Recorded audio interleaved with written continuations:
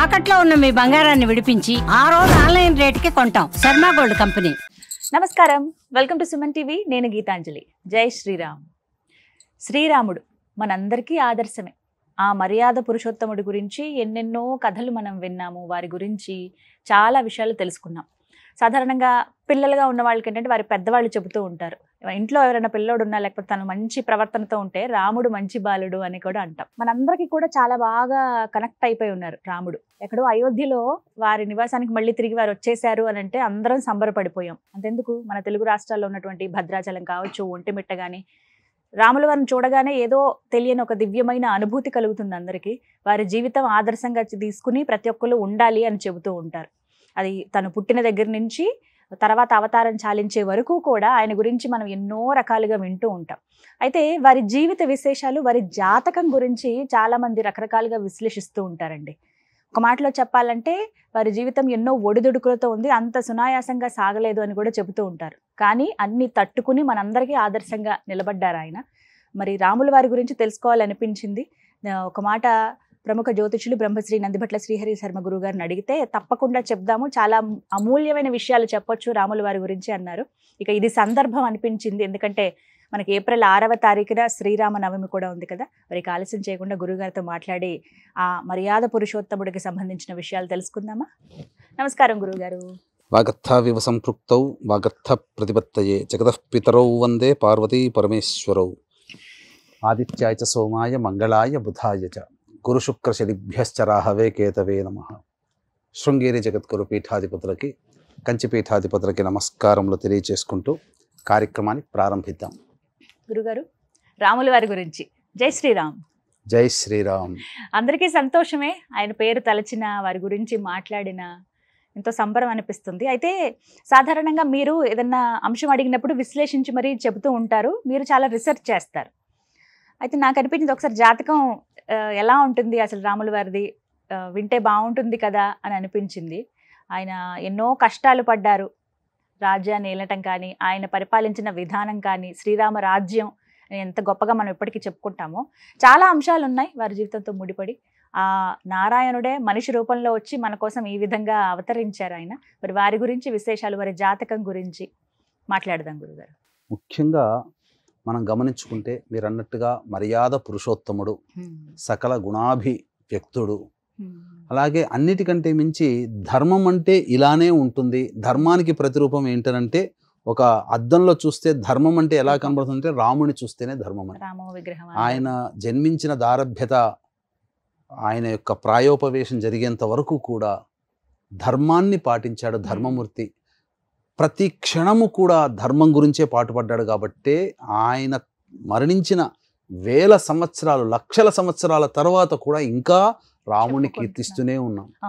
ఒక్క మాటలో చెప్పాలంటే పార్వతీ అమ్మవారు అడిగిందట, ఎంతో విద్యనంతా, ప్రపంచానికి సంబంధించిన విద్యనంతా నీ దగ్గర పెట్టుకున్నావు కదా, మరి ఎందుకు పంచట్లేవు ఈ యొక్క ప్రపంచానికి, నీ విద్యనంతా పంచవయ్యానంటే అమ్మవారు అడిగిందే తడవుగా విద్యనన్ని విద్యల్ని ఆయన పంచేసేసి ఒక్క నామాన్ని మాత్రం ఆయన దగ్గర పెట్టుకొని నేను మాత్రం ఇది ఎవ్వరికీ ఇవ్వను అని అన్నాడు. శివయ్య. ఏంటా నామం అంటే శ్రీరామ అనే నామం. అంత విశిష్టత. సాక్షాత్తు పరమేశ్వరుడే శ్రీరామ అనే నామాన్ని దగ్గర పెట్టుకుని తన ఇల్లైనటువంటి కాశీక్షేత్రంలో మరణించిన వాళ్ళకందరికీ కూడా ఈ శ్రీరామ అనే తారక మంత్రాన్ని ఉపదేశించి మోక్షాన్ని ఇస్తాడు. అంటే ఆ శ్రీరామ అనే నామము ఈ భూమి మీద బతిగుండంగా తరింపచేసి అంత్యమున మోక్షాన్ని ఇస్తున్నటువంటిది. అయితే చాలామంది తెలియనటువంటి విషయం ఏంటంటే, ఒక చక్రవర్తి కుమారుడిగా జన్మించినటువంటి వ్యక్తి, ఈ యొక్క భూమండలాన్ని అంతా కూడా పరిపాలించినటువంటి మహానుభావుడు. ఆయనకంటూ ఏ జాతకంలో ఏ ఇబ్బందులు లేవేమో అని అనుకుంటారు, కానీ ఆయన జాతకంలో విస్పష్టమైనటువంటి దోషాలు ఉన్నాయి. రాముల వారి జాతకంలో దోషాలు ఉన్నాయి, అలాగే శాప ప్రభావాలు కూడా ఉన్నాయి. ఆయన జాతకంలో ఉన్నాయి.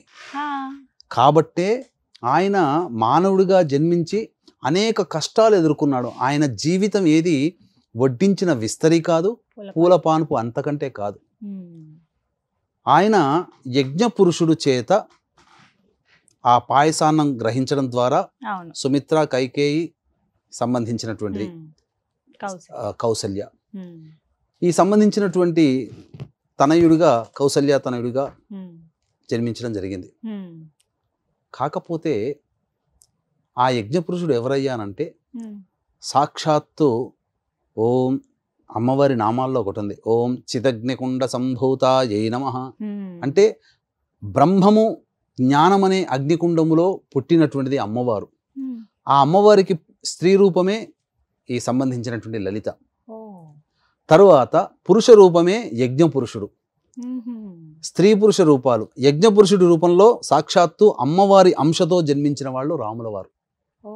అందుకనే ఈ యొక్క వసంత నవరాత్రులలో లలితా నవరాత్రులు చేసుకుంటారు. ఈ లలితా నవరాత్రుల్లో 9వ నవమి తిథి రోజున, అనగా సంపూర్ణముగా లలితా నవరాత్రులు అయిపోయే రోజున శ్రీరాముల వారు జన్మించారు. అంటే సాక్షాత్తు లలితా అమ్మవారి స్వరూపమే. కాబట్టే ధర్మం అంటే ఇది అని చెప్పి చూపించాడు. ఇక ముఖ్యంగా గమనించుకుంటే పుట్టిన దారభ్యత, చిన్నతనంలో తల్లిదండ్రుల ముద్దు మురిపాలతో పెరిగాడు. కానీ లేతప్రాయము, చిన్నతనము దాటి లేతప్రాయము, యవ్వనంలోకి రాకముందు లేతప్రాయంలోనే అడవి బాట పట్టాడు కదా. తండ్రి బాధపడుతున్న విశ్వామిత్రుడికి చేత పంపించడం జరిగింది వశిష్ఠ మహర్షుల వారి యొక్క ఆజ్ఞానుసారం. వారి జీవితంలో చూసుకుంటేనమ్మా పునరుసు నక్షత్రం 4వ పాదంలో జన్మించారు. వారి జాతకంలో చూసుకుంటే ఇప్పటికీ కూడా వీక్షించేటువంటి ప్రేక్షకుల్లో జ్యోతిష్యం నేర్చుకోవాలనుకునేటువంటి వాళ్ళు ఎవరైతే ఉంటారో, జ్యోతిష్యం కొంత భాగం నేర్చుకున్న తర్వాత గురువులు ఏం చేస్తారంటే రీసెర్చ్ చేయమని ఫస్ట్ రాముల వారి జాతకాన్ని ఇస్తారు. రీసెర్చ్ చేయవయ్యా ఈ జాతకాన్ని.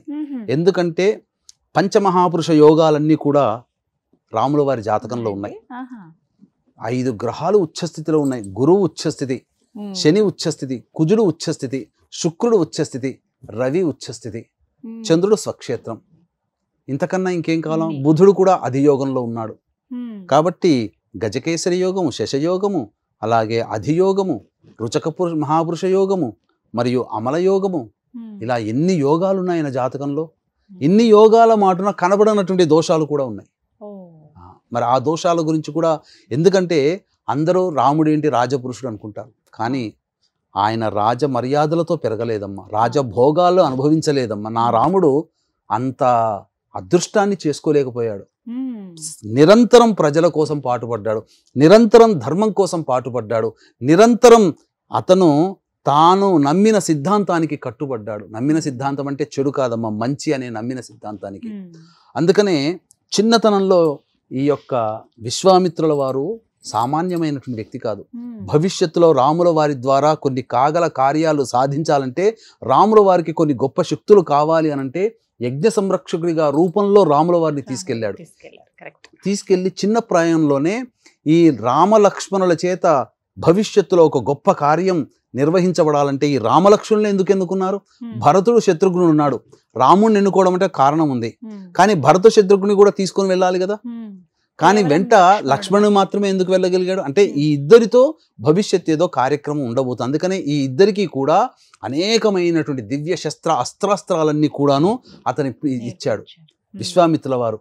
అంటే ఇక్కడ గమనించాల్సింది ఏంటంటే, ఇలా సినిమాల్లో ఇలా తీసుకుపోతారు, అలా మంత్రోపదేశం చేయగానే అలా యాగ సంరక్షణ రాగానే రాక్షసులతో యుద్ధం చేస్తాడు, ఒక్క 5 నిమిషాల్లో ఇదంతా అయిపోతుంది. కానీ వాస్తవానికి ఆ యొక్క యాగ సంరక్షణార్థమై తీసుకుపోవడం వెనకాల అకుంఠితమైనటువంటి మంత్ర దీక్ష ఇచ్చాడు విశ్వామిత్రుడు. ఆ మంత్ర దీక్షను చిన్నతనంలోనే అన్ని భోగాలు పక్కకు పెట్టి ఆ మంత్ర దీక్ష ద్వారా మంత్రసిద్ధి పొంది సంబంధించినటువంటి బల అతిబల అనేటువంటి యోగాలని, అలాగే గొప్ప అస్త్ర శస్త్రాస్త్రాలని కూడా విశ్వామిత్రుడు వివిధ దేవతల ద్వారా ప్రసాదింపజేశాడు. తదనంతరం యజ్ఞ సంరక్షకులుగా వీళ్ళిద్దరిని నియమించగా మారీచ సుబాహులని వధించడం జరిగింది. లొట్ట తొప్పిపోయి కన్ను లొట్ట తొప్పిపోయినట్టుగా ప్రమాదం నుంచి బయటపడడం జరిగింది. ఇక తాటకిని సంహరించే సందర్భంలో కూడా శ్రీరాముల వారు విశ్వామిత్రుని అడిగాడు, స్త్రీ కదా చంపవచ్చా అని. లోక కంటకి కాబట్టి తప్పు లేదు నాయన అంటే గురు ఆజ్ఞ మేరకి మాత్రమే చేశాడు, కానీ డైరెక్ట్గా స్త్రీని చంపలేదు. అలాగే ఎంతో మహోన్నతుడైనటువంటి వ్యక్తి. ఇక్కడ వీరి జాతకంలో చూసుకుంటే 4వ పాదంలో జన్మించినప్పుడు ఈ యొక్క గురు మహాదశ శేషము 4 సంవత్సరాలు ఎంతో ఉంటుందమ్మా. తదనంతరం గురు మహాదశ అయిపోగానే శని మహాదశ ప్రారంభమైంది. అంటే 5వ ఏట నుంచి 19 సంవత్సరాల పాటు, అంటే 24 ఏళ్ల వరకు కూడా శని మహాదశలో ఉన్నాడు. శని ఏంటి?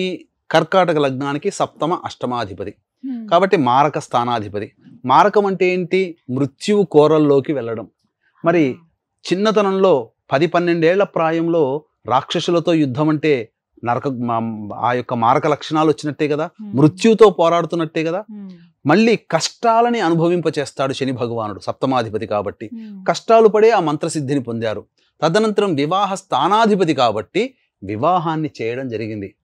ఇక్కడ ఒక్క విషయం గమనించుకోవాల్సిన అంశం ఏంటనంటే, ఇక్కడ సప్తమ స్థానంలో కుజుడు ఉన్నాడు. అంటే కుజుని యొక్క ప్రభావం ఏంటి? కుజుడు భూమికి అధిపతి. భార్యాస్థానంలో కుజుడు ఉచ్చస్థితి ఉన్నప్పుడు అక్కడ జరిగినటువంటిది ఏంటనంటే, తనకి కాబోయే భార్య భూ సమద్భౌరాలు, అంటే భూమి నుంచి జన్మించినటువంటి వ్యక్తిగా చెప్పబడి ఉంది. కాబట్టి అయోనిజ.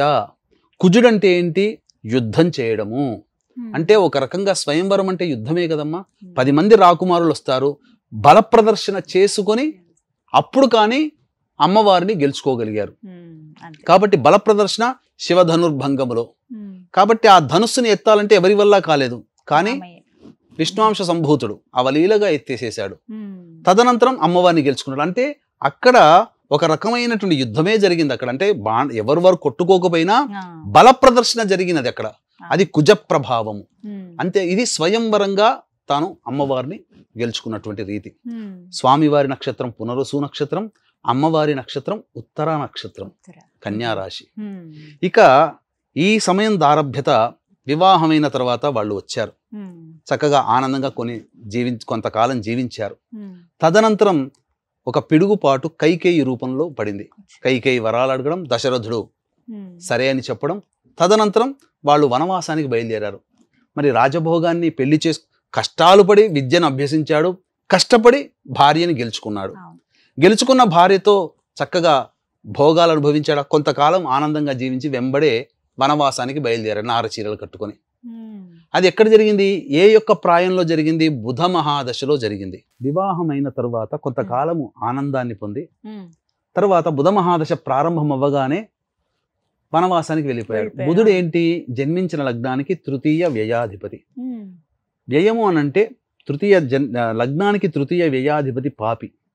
అట్టి బుధ మహాదశ, పాపి అయినటువంటి బుధ మహాదశ రాగానే బుధుడు ఎక్కడున్నాడు? కర్మస్థానంలో ఉన్నాడు. అక్కడ కర్మ నిర్దేశించింది, ఈ కర్మ నీవు ఇది అనుభవించాలి అని చెప్పి. అందుకని సంబంధించినటువంటి ఇక్కడ ఏంటి? మేషము, మేషరాశిలో బుధుడున్నాడు, భూతత్వ రాశి. ఈ భూతత్వ రాశి అయినప్పుడు ఈ మేషము అనేటువంటిది సూచించేటువంటిది ఏంటి? మీకు మేక ఆకులు అలములు తింటుంది. ఈ ఆకులు అలములు అని అంటే ఎక్కడుంటాయి? అడవుల్లోనే కదా ఉండేటివి, అంతే కదా సహజంగా.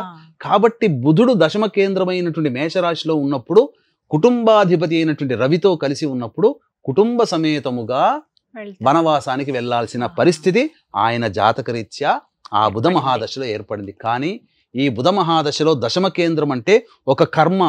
అంటే ఏంటి? మనిషి ఏ కారణం కోసమైతే జన్మిస్తాడో ఆ కర్మని అనుభవించడం, ఆ కర్మని సిద్ధింప చేసుకోవడం కోసం బుధ మహాదశలో ఉన్నాడు. అంటే 17 సంవత్సరాలు బుధ మహాదశలో. ఈ బుధ మహాదశలో రావణ వధ కూడా జరిగిపోయింది. అప్పుడే జరిగింది. అంతే కదమ్మా. 12 సంవత్సరాలు వనవాసం కదా. మరి బుధ మహాదశ రాగానే 12 సంవత్సరాలు అంటే 17 సంవత్సరాల్లోనే కదా ఇదంతా జరిగిపోయింది. 14 ఏళ్ళు కదండి వనవాసం. 14 ఏళ్ళు వనవాసం. కానీ 12 సంవత్సరాల తర్వాత కొద్దిలో గడిచిపోతుందనగా రావణాసురుడు అపహరించాడు కదా అమ్మవారిని. చాలా కాలం పాటు వనవాసం చేశారు. ఇక్కడ ఒక్కటి గమనించాల్సినటువంటి అంశం ఏంటంటేనమ్మా, ప్రధానంగా ఈ బుధ మహాదశలో అమ్మవారు రాజ అంతఃపురం నుంచి వెళుతూ ఒక సూచన చేసింది.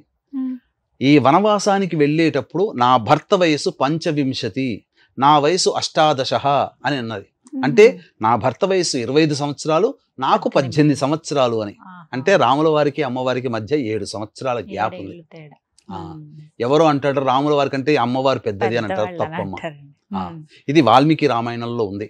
కాబట్టి ఆ వనవాసానికి వెళ్ళిన తర్వాత అక్కడ తండ్రి ఏం చెప్పాడు? తండ్రి మాట ప్రకారం వనవాసం చేయనాయనా అన్నారు. అవకాశం అంటే రాజకుమారుడు కదా, యువరాజు కదా అప్పటికి.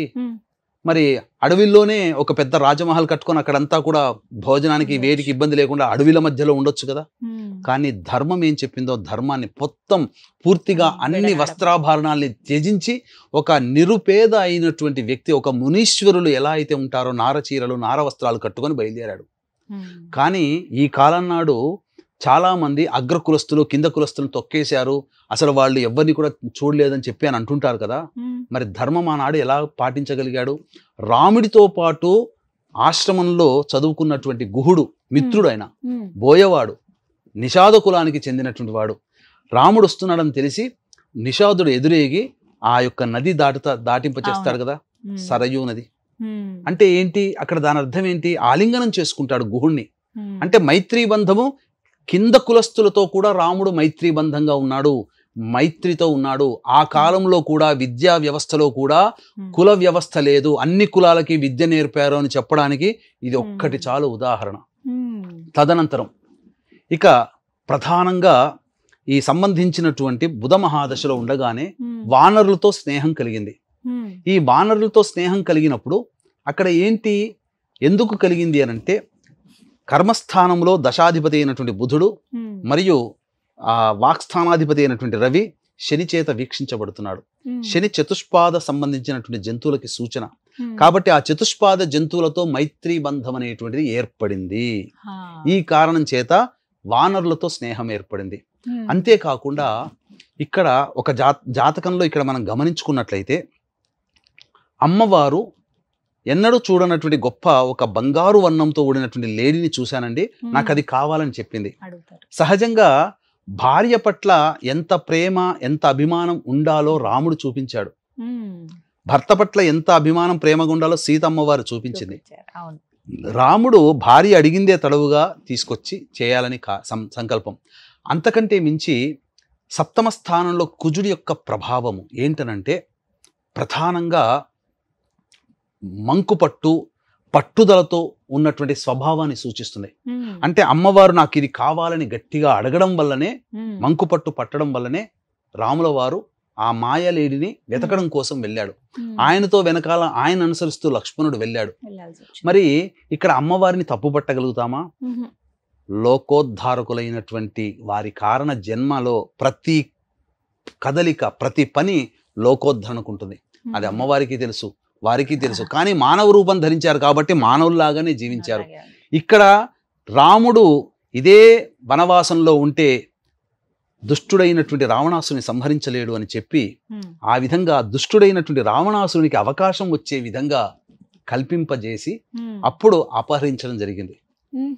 మాయాలేడి ఎక్కడ ఉండదు, కానీ కృష్ణుడు అక్కడ ఆ విధంగా అమ్మవారిని రావణాసుడు అపహరించడం, వెతుక్కుంటూ వెళ్ళి సుగ్రీవాదులతోనే హనుమంతుల వారితో కొన్ని సహచరులందరూ కూడా కలవడం, ఆ విధంగా అమ్మవారిని తెచ్చుకోవడం జరిగింది. రావణాసుర సంహారం జరిగిన తర్వాత కూడా ఇక్కడ మీకు ఒక విషయం చెప్తానమ్మా. రావణాసురుని మనకు కేవలం ఒకే ఒక్క విషయం, రాముడితో ఏమాత్రం తీసిపోలేడమ్మా, కానీ ఒకే గుణము రావణాసురుడికి ఉండడం వల్ల ఆ యొక్క ఇబ్బంది అనేటువంటిది పడింది. కేవలం స్త్రీ వ్యామోహం అనేటువంటిది ఉండడం అది సరైనది కాదు. అంటే వలచి వచ్చినటువంటి స్త్రీని వేరు, ఆ విధానం వేరు, కానీ కనబడ్డ స్త్రీనల్లా కావాలి అనుకోవడం మాత్రం మహాదోషం.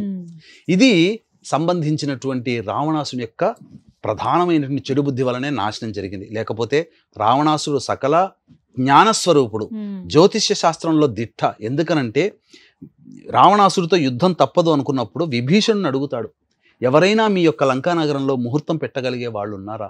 ఉంటే పిలువు విభీషణ అంటే, మా అన్నగారు రావణాసుడు గొప్ప జ్యోతిష్య పండితుడు, ఆయన్ని మించిన వాడు ఈ భూప్రపంచంలోనే లేడు, అమ్మవారిని ఇలా ఔపోసన పట్టాడు జ్యోతిష్య శాస్త్రాన్ని అని అంటే, మరి అంగదుని పంపిస్తాడు.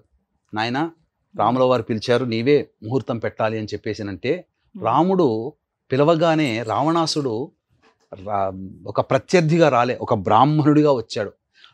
అక్కడ ఆ సంబంధించిన ముహూర్తం పెట్టేటప్పుడు రావణాసుడు ఒక పురోహితుడి ధర్మాన్ని పాటించాడు. అక్కడ రావణాసుడే రాముడే నాతో పోరాడుతాడు, కానీ పురోహితుడిగా వచ్చినప్పుడు ఎవరైతే తనని పిలిపించారో వాళ్ళు గెలిచే ముహూర్తమే రావణాసుడు పెట్టాడు. అంటే రాముడు గెలిచే ముహూర్తమే రావణాసుడు పెట్టాడు. కానీ నేను భవిష్యత్తులో ఈ రాముడితో యుద్ధం చేస్తాను, ముహూర్తానికి నేను పెడుతున్నాను కదా, నేను గెలవాలని చెప్పి ఆ ముహూర్తం పెట్టలే. రాముడు గెలిచే ముహూర్తమే రావణాసుడు పెట్టాడు. అంటే ముహూర్త బలం వలన రాముడు ఏమి చేయలేదా అనంటే ఆ బలానికి ఆ యొక్క ప్రత్యర్థులకు అందరికీ కూడా శక్తి వచ్చేస్తుంది. రాముడు నో డౌట్ గొప్పగా యుద్ధం చేసి చక్కగా రావణాసుని సంహరించాడు. ముహూర్త బలం కూడా కొంత ఉంటుంది. ఇక రావణాసుడి ఈ సందర్భంగా చనిపోయిన తర్వాత అమ్మవారిని తీసుకొని వచ్చేటప్పుడు అగ్ని పునీతగా కమ్మన్నాడు. ఇక్కడ చాలా మంది స్త్రీ పక్షవాదులు రాముణ్ణి దోషిగా నిలబెడతారు. భర్త భార్యని ఎలా చెప్తాడా అని చెప్పి. అంటే ఇక్కడ రాముడు సీతని ఎన్నడూ అనుమానించలేదు. సీత కూడా అగ్ని ప్రవేశం చేసేటప్పుడు రాముడు నన్ను అనుమానించడం చెప్పి అనలేదు. అక్కడ రాముడి యొక్క మాటలో ఉన్న అంతరార్థాన్ని అమ్మవారు గ్రహించింది. ఇక్కడ నుంచి అయోధ్యకు వెళ్ళిన తరువాత అక్కడ ప్రజలకి, తన తల్లులకి అందరికీ సమాధానం చెప్పాలి అని అంటే, ధర్మం పాటించాను అంటే అప్పటి కాలమాన పరిస్థితుల ప్రకారం ఉన్నటువంటి ధర్మం ఏదైతే చెబుతుందో అదే ఆచరించాడు రాముడు. ఆ ధర్మాన్ని పట్టుకొని ఇప్పుడు ఆచరించలేం మనం కలియుగంలో. కాబట్టి అగ్ని పునీత సీత అన్నారు. అంటే బంగారం ఎక్కడి నుంచి పుట్టింది? అగ్నిలోంచి పుట్టింది. అందుకే అన్ని వేళల్లో పవిత్రమైనటువంటిది బంగారమే. అందుకనే ఏ పూజ చేయాలన్నా బంగారు వస్తువులతో, దేవతల పూజ బంగారు ఆభరణాలు ధరించి చేస్తారు, ఒక పితృ కార్యక్రమాలకి తప్ప. కాబట్టి అగ్ని నుంచి జన్మించినటువంటి అమ్మవారు సీత. కాబట్టి పునీత అయినటువంటి సీతని వెళుతూ ఇక్కడ చాలా మందికి తెలియనటువంటి అంశం ఏంటంటే, మీరు రామేశ్వరం వెళ్ళారు, అనేక వీడియోలు చేశారు. రామేశ్వరం సంపూర్ణంగా యాత్ర అంతా కూడా మన సుమన్ టీవీ ప్రేక్షకులకి మీరు చూపించారు. అద్భుతం, చాలా చక్కగా తెలియని ఎన్నో విషయాలు మీరు చూపించారమ్మా. కానీ రాముడు ప్రతిష్ఠించింది రామేశ్వరం ఒక్కటే కాదమ్మా. రాముడు పంచలింగాలను ప్రతిష్ఠించాడు. అందులో 4 లింగాలు శ్రీలంకలోనే ఉన్నాయి. 5వ లింగం మాత్రమే ఈ ఒడ్డున రామేశ్వరంలో ప్రతిష్ఠించింది. తదనంతరం రాముల వారు చేరుకున్న తర్వాత ఆ దసరా నాడు చేరుకున్నారని చెప్పి మనకు చెప్పబడింది. కానీ ఈ రాముల వారు సంబంధించి పట్టాభిషిక్తుడైనటువంటిది మాత్రం చైత్ర శుద్ధ నవమి. అంటే వచ్చిన మళ్ళీ మరుసటి సంవత్సరానికి చైత్ర శుద్ధ నవమి రోజున పట్టాభిషిక్తుడయ్యాడు. ఇంతటి చరిత్ర ఉంది. అంతేకాకుండా ఈ యొక్క రాముల వారి జాతకంలో అనేక శాపాలు ఉన్నాయమ్మా. ఇప్పుడు చెబితే చాలా మంది బాధపడతారు, చాలా మంది కంట నీరు వస్తుంది. నా రాముడికి ఈ యొక్క దోషాలు ఉండడం వల్ల ఇంత బాధపడ్డా, ఇంత దురదృష్టవంతుడా రాముడు, అదృష్టాన్ని పొందలేదా అని చెప్పి తెలుసుకుంటారు. తెలుసా అమ్మా? ఏంటి గురుగారు? ఎందుకనంటే ప్రధానంగా 4 కొడుకులలో ఆయన ఎక్కడ సుఖంగా ఉన్నాడమ్మా? చిన్న ప్రాయం, లేత ప్రాయంలోనే అడవుల బాట పట్టి మంత్రసిద్ధులు, యోగ సిద్ధులు పొంది శస్త్రాస్త్రాలను పొందడానికి కఠినమైనటువంటి బ్రహ్మచర్యము, కఠినమైనటువంటి ఉపవాస దీక్షలు పట్టి మంత్ర జపం పొందాడే, సిద్ధి పొందాడే. మరి అక్కడ ఏం సుఖం పొందలేదు కదా. చిన్నతనంలో ఎవరైనా చక్కగా నిద్రపోయి సమయానికి హాయిగా తిండి ఉండి పిల్లలతో ఆటలాడుకోవాలనుకుంటారు. ఆటలాడుకునే వయస్సులో పోయి యుద్ధం చేశాడే, ఎక్కడ సుఖపడ్డాడు? పోని భార్యని యుద్ధం మన ఆ యొక్క స్వయంవరం ద్వారా గెలుచుకొని వచ్చాడు. కొంతకాలం ఉన్నాడు. ఆ కొంతకాలం ఉన్న తర్వాత మళ్ళీ ఏమైనా భార్యతో సుఖభోగాలు అనుభవించాడా? మళ్ళీ వనవాసన పట్టాడు. వనవాస ధర్మం ప్రకారం బ్రహ్మచర్య వ్రతాన్ని ఆచరించాలి. ఇక్కడ వాళ్ళకి దాంపత్య సౌఖ్యం ఎక్కడిది? వనవాసంలో దాంపత్యం ఉండకూడదు. బ్రహ్మచర్య వ్రతం ఆచరిస్తూ ఒక ముని పత్ని లాగా జీవించాలి. శుద్ధమైనటువంటి బ్రహ్మచర్య వ్రతాన్ని ఎక్కడ ఆయన ఆచరించగలిగాడు? తరువాత ఆ తదనంతరం రావణ వధ, అమ్మవారిని పొందడం కోసం, తిరిగి రప్పించుకోవడం కోసం ఎంత కష్టపడ్డాడమ్మా. తమ్ముడికి ఇబ్బందులు వచ్చాయా? అన్నిటికంటే ప్రధానమైనటువంటిది, ఏ కుటుంబంలోనైనా పెద్ద కొడుకుగా పుట్టినప్పుడు తండ్రి మరణిస్తే ఆ తండ్రి అంత్యక్రియలు పెద్ద కొడుకు చేయాలి. ఆ భాగ్యం నా రాముడికి దక్కిందమ్మా. నా రాముడు చేయగలిగాడా? అడవుల్లో ఉన్నప్పుడు చేశాడు. భరతుడు శత్రుఘ్నులకు పితృకార్యాలు చేశారు. రామలక్ష్మణులు పితృకార్యాలు చేశారా? భరతుడు వచ్చి అన్నయ్య నాన్న చనిపోయారు అని చెప్తే తప్ప విషయం తెలుసుకోలేకపోయాడు. చిన్న పిల్లాడిలాగా బోరున విలపించాడు. వనవాసంలో ఉండగా తండ్రి చనిపోయాడు. ఇది జరిగింది కదా. అన్నిటికంటే మించి ప్రధానమైనటువంటిది ఏంటంటేనమ్మా, చెప్పుకుంటే చాలా బాధేస్తుంది. ఎందుకనంటే ఏ వ్యక్తి అయినా పెళ్లి చేసుకున్న తర్వాత తన కడుపున పుట్టిన సంతానాన్ని ప్రతి తండ్రి పుట్టగానే ఎత్తుకుంటాడు. లేకపోతే ఒక రోజు 2 రోజుల్లోనూ వెళ్ళి చూసుకుని ఎత్తుకొని అల్లారు ముద్దుగా పెంచుకుంటూ గుండెల మీద తన్నిచ్చుకుంటూ వాళ్ళతో ఆటలాడుకుంటూ పాట పాడుకుంటూ ఎగురుకుంటూ చేస్తుంటాడు ఏ తండ్రి అయినా. కానీ నా రాముడికి ఆ అదృష్టం దక్కిందా? 16 సంవత్సరాల ప్రాయంలో నా కొడుకులు లవకుశులు అని చెప్పి అప్పుడు తెలుసుకున్నాడు. కానీ చిన్నపిల్లల్ని అల్లారు ముద్దుగా వాళ్ళు బుడిబుడి నడకలు నడుస్తుంటుంటే చూసి ఆనందించగలిగాడా? ఏం సుఖపడ్డాడమ్మా నా రాముడు? ఇవి శాపాలు కావా? పితృశాప ప్రభావాలున్నాయి. ఆ కారణం చేత తండ్రికి అంత్యక్రియలు చేయలేకపోయాడు. సంతాన స్థానాధిపతి ఉచ్చస్థితిలో ఉన్నాడు. గొప్ప భవిష్యత్తుకి రాజులుగా కలిగినటువంటి సంతానాన్నే కండాడు. లవుడు ఇప్పుడున్నటువంటి లాహోర్, కుశస్థలి, కుశుడు నిర్మించిన నగరం, ఇవన్నీ కూడా పెషావర్ అని అంటారు దాన్ని. ఇవన్నీ కూడా పాకిస్తాన్లో ఉన్నాయి. లవకుశులు నిర్మించినటువంటివన్నీ కూడా. కాబట్టి రాముడు ఏమాత్రము యోగాన్ని అనుభవించలేదమ్మా. పట్టాభిషిక్తుడై సంతానాన్ని కనక ముందు ఉన్నటువంటి 100 సంవత్సరాలు మాత్రం ఆనందకరంగా జీవించాడు. అన్నిటికంటే మించి ఒక రాముడు ఎంత ధర్మాన్ని పాటించాడంటే, ఒక తాగుబోతు వెధవ మాట్లాడినటువంటి మాటని పెట్టుకొని ప్రజారంజకంగా ప్రజలిచ్చినటువంటి మాటగా భావించి గర్భవతి అనేటువంటి భార్యని అడవుల పాలు చేశాడని చెప్పి చాలా మంది అంటుంటారే. ఎంత వియోగాన్ని అనుభవించాడు. ఈ రోజున భార్య దూరం అయితే వివిధ రకాలైనటువంటి లంగా వేషాలు చేసే మగవాళ్ళు లేరా? ఆడవాళ్ళు లేరా భర్త దూరం అయితే? కానీ నా రాముడు ఏకపత్ని వ్రతముతో భార్యని పంపించి వేసినా మళ్ళీ తను పెళ్లి చేసుకున్నాడా? ఏకపత్ని వ్రతాన్ని ఆచరించాడు. సీత అమ్మవారైనా కానీ నా రాముని నేను పొందాలని చెప్పి ఎంత వ్రతం ఆచరించింది. అగస్త్య మహాముని చెప్పినటువంటి సహస్రదళ పద్మ వ్రతాన్ని ఆచరించింది. ఆ యొక్క వ్రత ప్రభావం చేతనే కదా పూర్తయినటువంటి సందర్భంలో లవకుశులిద్దరూ రాముని కలుసుకోవడం ఇవన్నీ జరిగి అక్కడ సీత అమ్మవారు కూడా ఎంత పరితపించింది. కాబట్టి ఇద్దరూ బాధపడ్డారు. అన్నిటికంటే మించి రాజసూయ యాగం చెయ్యాలి అని అంటే భార్య ఉండగా చెయ్యాలి. భార్య లేని వాడు చెయ్యకూడదు. భార్య లేనివాడు విధురుడు అంటారు. విధురుడు అంటే భార్య లేనివాడు అని అర్థం. కాబట్టి అక్కడ శాస్త్ర ప్రకారం భార్య బ్రతికే ఉంది. శాస్త్రం ప్రకారం యజ్ఞం చెయ్యాలని అంటే బంగారముతో కూడుకున్నటువంటి సీతా విగ్రహాన్ని చేయించుకొని పక్కన పెట్టుకొని రాజసూయ యాగం చేశాడు. కానీ యాగం కోసం ఒక అమ్మాయిని వివాహం చేసుకోలేదే. ఎంత ధర్మానికి కట్టుబడి ఉన్నాడమ్మా. కాబట్టి ఈ రోజుల్లో ఒక్క మాట మీద నిలబడడానికే కింద మీద అయిపోతుంటాము. ఇచ్చిన మాట తీర్చుకోవడానికి అనవసరమైనగా అందరి చేత మాటలు పడతామే. మరి నా రాముడు ఎన్ని విధాలుగా ఏ విధంగా ఇబ్బందులు పడ్డాడమ్మా. ఒక్క మాటతో చెప్పాలంటే ఆయన ఎక్కడ సుఖపడ్డాడు? ఆయనకి గత జన్మ అంటే విష్ణు అవతారంలో మానవ జన్మ ఎత్తుతూ భార్యా వియోగంతో జన్మించాలి, పుత్ర వియోగంతో జన్మించాలనేటువంటి యొక్క శాప ప్రభావము చేత మానవ జన్మ ఎత్తాల్సిన అవసరం ఇచ్చినప్పుడు ఈ యొక్క మానవుడి జన్మ ఎత్తడం, రాముడి అవతారంలో ఆ శాప ప్రభావాలన్నీ తొలగించుకున్నాడు. రాముడి జీవితం పూలపాన్పు కాదు. ఎక్కడ చూసినా ఎంతో కష్టపడి ఆ విధంగా చేశాడు. ఇప్పుడు వాలి కన్నా సుగ్రీవుడు చాలా చిన్నవాడు. రావణాసుడి కన్నా వాలి చాలా గొప్ప బలవంతుడు. ఒక్క మాట వాలితో స్నేహం చేసి నా భార్యని తీసుకురావయ్యానంటే అక్కడ రాముడి విశిష్టత ఏముంది? సుగ్రీవుడికి ఇచ్చిన మాట తప్పకూడదని చెప్పి వాలితో యుద్ధమైనా చేశాడు. కానీ రావణాసుడి కంటే బలవంతుడైనటువంటి వాలితో మైత్రి సంబంధం పెట్టుకోలేదు.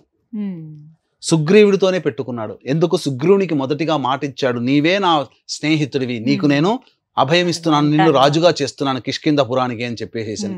ఆ మాట ప్రకారం వాలిని వధించి సుగ్రీవుడికి పట్టాభిషేకం చేశాడు.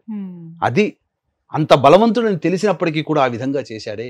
కాబట్టి ఎక్కడ సుఖపడ్డాడమ్మా రాముడు? ఎక్కడా సుఖపడలేదు. ఆయనకి గల జాతకంలో ముఖ్యంగా ఒక కొడుకుగా తండ్రి అంత్యక్రియలు చేయలేదు. ఒక తండ్రిగా పిల్లల ఆల్నా పాలనా ముద్దు ముచ్చట చూసుకోలేదు.